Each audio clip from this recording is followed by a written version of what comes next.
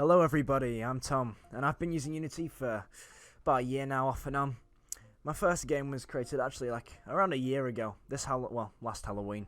So I thought it'd be fun to go take a look through some of my old work and dissect it. First up on the chopping block is my first piece, Halloween. I don't really have a name for it to be fair, so we'll just go with that. One of the first things I noticed looking back on this was I'm using transform.translate for my movement rather than like using the rigid body and velocity for movement. So if you actually look at the player, it looks rather clunky. And if you if you look at the killer in the background, you can see that the killer is teleporting up the hill to keep up with me. At a closer glance, you can see that I'm actually using a small amount of physics. The jump of the player was using the rigid body force. Oh well, I was adding force to the rigid body. This, however, evidently doesn't really work alongside the transform.translate because it's actually faster to jump. So yeah, you're bouncing along a lot faster. It doesn't look very smooth. You can actually jump away from the camera and off the screen. Something else that I've clearly done is I didn't use a tile map, so I've sat there for multiple hours dragging each asset in to make up my platforms, which obviously is not a good idea, and it's why the platforms don't line up. You can see different black lines sticking out in other places where they shouldn't be, so that's very ugly. Anyway, we'll step forward half a year. A new dawn. So that's a big step for me. I didn't actually use transform.translate, so this is already 10 times better. The menu looks so much better than the last. It actually reacts to the mouse movement as well when you're hovering over different options, so that's a big step. Animation. There's also a reactive UI, so when I got hit in the game, blood effects would like appear on the screen. I've got current ammo and health as well displaying. The animation is better than last, but is extremely questionable. I think this is mainly due to my lack of frames. So I had 4 significant stances in the walk, and I could have improved this if I added like 4 more in between each one. Well, not 4 more, but 1 between each one, so I had 8 frames in total. That would make it much better and smoother. I might want to change what it looks like as well, so that would be a good idea. That would be a good starting point. This point was also where I was enlightened on the wonderful world of particles. Upon death, I had like some odd green effects appear, signifying the death of the enemy. Alternatively, when you got hit, you bled. So that's a big step. Makes it more interactive with the player, and it tells them like that they've been damaged. So it's really good in general, just to make it more interactive. Yikes.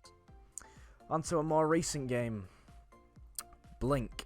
Now, Blink is like my sort of closure to my poor attempts at platformer style games. I decided to go for a different approach.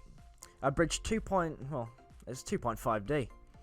Bridging 2D platformers with 3D. The odd style I went for meant that I didn't have to do a whole lot of 2D art, as evidently that is not my strong suit. It was mainly texturing, and to be fair, it works in the way I used it. The movement is evidently smoother and suits the setting of the game. This sort of limbo-like suspended in space theme I've gone for.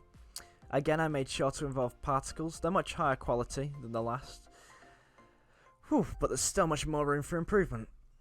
Something that I decided to attempt on this was post-processing. I was experimenting with that on this project. I enhanced the bloom a lot. And this brought out the colours a lot more. It was satisfying. I also included the ability to snap between 2 camera angles, first and third, giving my twist on the game, something I've fallen victim to in the past. Getting inspired by a game, moving on to it, thinking I'm going to make something like that, and then adding nothing to it. Which, it's just a remake of the game realistically. You have to add your own twist on to make it intriguing. Anyway, from looking back on those 3 examples, it's clear to see that I've evidently improved, thankfully, and for the better. Oof. Poor techniques back then. One way that I've actually been practicing to get better is I was seeing how fast I can make complete publishable games. The other day I put this to the test, and I worked under a 5-hour time limit. One of the benefits from this is that every time you do it, you have to come up with more efficient ways of doing it. The fastest way you can. You've got to work under a small time limit, and this forces you to be as efficient as possible. So it makes you a better programmer in general, a game artist as well. Just just game developer in general, I guess. So that's all I've got to review today. Feel free to play Blink or Purge and Protect on itch.io, which is where I post my games from now on, I guess. I thought it would be better to start sharing them, get people's feedback on them. So there's a link in the description if you want to go check that out. Comments are always appreciated, and if anyone wants to explain, if anyone wants me to explain how I did something on one of the clips I've shown, or wants to propose a better way I could do something, because there is definitely better ways I can do things, please let me know. As I've only been using Unity for a year now, so I'm far from good. But yeah, I just want to grow and improve as a games developer. See ya.